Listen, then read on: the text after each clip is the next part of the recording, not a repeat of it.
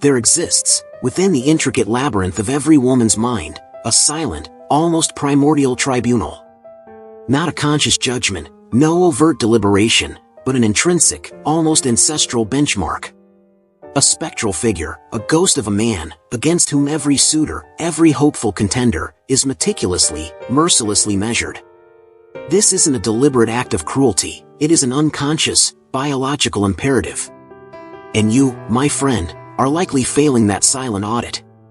You are engaged in a profound competition you didn't even know was being waged, losing not to another living man, but to a phantom, a memory that has etched itself into her psyche so deeply that all subsequent men become mere echoes, disappointing shadows of an unforgettable, perhaps even unattainable, experience. This ghost is the benchmark, the gold standard, the Everest against which all others are found wanting. What exactly sculpts this indelible psychological imprint? What makes a man the sovereign standard, the unyielding criterion against which all others crumble into dust? It is not, as the common narrative suggests, the superficial currency of transient wealth, the fleeting allure of sculpted appearance, or the momentary pleasure derived from grand gestures. These are but ephemeral ornaments, easily forgotten. No, the true architects of this deep, lasting imprint are something far more profound, a primal frequency that resonates with the ancient, hardwired circuitry of the feminine subconscious. It is a signature, a vibrational quality, that speaks to her deepest instincts for security, evolution, and a compelling, almost spiritual, challenge. The first principle, sovereign obsession. The first, and arguably most potent, of these architects is a singular, unyielding obsession. But let us be clear, this obsession is emphatically not with her. That, my friend, is the common man's most fatal error, a desperate clinging, a suffocating devotion that paradoxically smothers the very flame you seek to ignite. The man she never forgets, the ghost who haunts her memory, is consumed by a higher fire, his purpose, his craft, his unwritten legacy, the very edifice he is building within the world. This is a passion so profound, so all-encompassing, that it eclipses all else, existing entirely independent of her orbit, her approval, or her presence. It is the core of his being, the engine of his existence. The paradox of pursuit. Understand this counterintuitive, yet universally true, paradox. Women do not, fundamentally, desire to be your initial obsession, they desire to become it. To earn that coveted, almost sacred, position. When your unwavering focus is directed towards the forging of your empire, the mastery of your craft, the relentless pursuit of your grand vision, a fascinating alchemy occurs within her primal wiring. Her ancient instincts ignite, whispering truths that bypass conscious thought. He possesses this formidable capacity for focus, her subconscious observes, this singular, almost brutal, intensity of pursuit. But it is not yet mine. He is not yet consumed by me. I must capture that intensity. I must become the object of that sovereign obsession, the ultimate prize for such a powerful force. And she will, often subconsciously, dedicate the early stages of the relationship to redirecting that formidable, purposeful drive towards herself. She sees not a threat, but a challenge, a testament to her own power if she can capture such a magnificent beast. The unconquered territory. This, then, is the indelible hook, the psychological anchor that fastens him forever in her memory. Decades later, she will recall the man so utterly driven, so consumed by his purpose, so unyielding in his pursuit, that she could never quite possess the entirety of him. She grasped fragments, cherished moments, profound connections, but never the whole. There was always a part of him, a core, that remained his own, dedicated to his higher calling. And that tantalizing, incomplete conquest, that sliver of unconquered territory, haunts her forever. Every man thereafter, who makes her his universe, who sacrifices his dreams for her comfort, who abandons his own fire to orbit solely around her, will inevitably pale against the searing memory of the man she could never fully conquer. They become forgettable because they surrendered their sovereignty too easily, too willingly, too soon. They offered her a kingdom she didn't have to fight for, and thus, a kingdom she didn't truly value. The second principle, relentless trajectory. The second quality, inextricably linked to the first, is a manifest, unshakable goal, pursued with relentless, almost brutal, clarity. This is not a whimsical aspiration, a fleeting dream, or a vague desire for success. This is a tangible destination, a meticulously charted course that dictates his daily architecture, his choices, his very existence. The world, my friend, teems with men who merely drift, who exist rather than achieve, who allow the currents of circumstance to dictate their direction. They are passengers in their own lives. When she encounters a man with genuine purpose, a discernible trajectory, a clear and unwavering path, something ancient within her recognizes this as an undeniable force. Evolution, in its infinite wisdom, has wired her to seek the architect, the builder, the one who creates security not through passive accumulation, but through purposeful, dynamic action. A man without such a compass, without a clear heading, represents stagnation, eventual obsolescence, a future devoid of growth. The drive, the attempt, the purposeful action, these are the embers that burn eternal in her memory, signaling a man who can not only survive but thrive and lead. The third principle, valued dominion. Third, he treats his time as a sacred, non-renewable resource, a dominion he guards fiercely, almost religiously. He will not squander it, will not pause his trajectory, will not sacrifice his precious hours for anyone's mere convenience, including hers. This is not declared with arrogance, it is demonstrated with unwavering consistency. When your time holds no intrinsic value to you, when you are perpetually available, always waiting, always responding instantly, you communicate your own perceived worthlessness. You signal that your life is an empty vessel, waiting to be filled by her demands. The man she never forgets did not wait. If she was late, he advanced. If she canceled, his world did not falter, his projects continued, his purpose propelled him forward. His time was precious because he was perpetually building, pursuing, becoming. And paradoxically, this makes the moments he does bestow upon her infinitely more valuable, more cherished. She adapts to his schedule, not the inverse. She learns to earn his presence, to respect his boundaries, because she instinctively understands the true cost of his attention.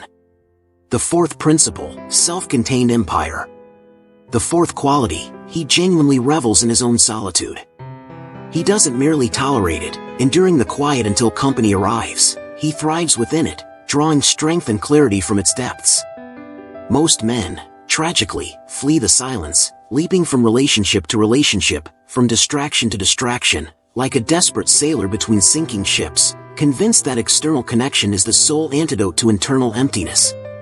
But the man who can declare, through his actions, "I am whole alone, I am enhanced by you, but not completed by you," becomes irreplaceable. He chose her from a position of abundance, not need. His presence in her life is a gift, a conscious choice to share his already rich existence, not a desperate plea for validation or completion.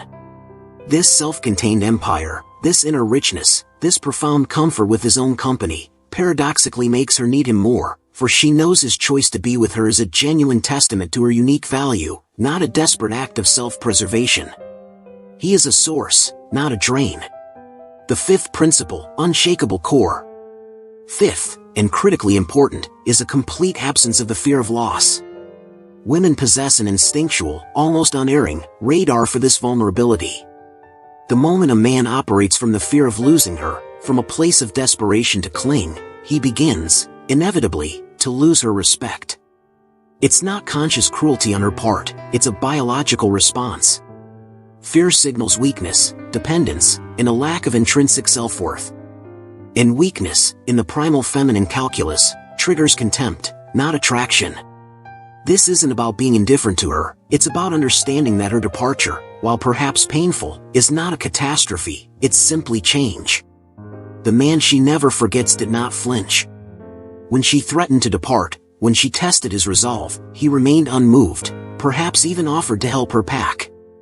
Not from indifference, but from an unshakable understanding that his intrinsic value, his purpose, his very being, was never contingent on her presence. This unshakable core forces her to invest, to truly contribute, to earn his continued choice. When manipulation through fear is rendered impotent, she must rely on her genuine essence, her true value, to keep him tethered. The sixth principle, gravitational worth. The sixth and final quality, he is genuinely valuable and demanded in the world beyond her. He is not merely a man, he is a force. He has allies who seek his counsel, work that requires his mastery, a life so rich and multifaceted that her presence, while cherished, is but one magnificent facet of his gleaming existence. This external validation, this undeniable demand for his time and talent, creates a powerful scarcity value. When others compete for his time, his attention, his wisdom, she understands she is not entitled to it. She must earn it, she must align with it, she must enhance it. The man whose entire existence orbits solely around her becomes forgettable precisely because he was never truly valued or demanded by the world. He had no gravitational pull of his own.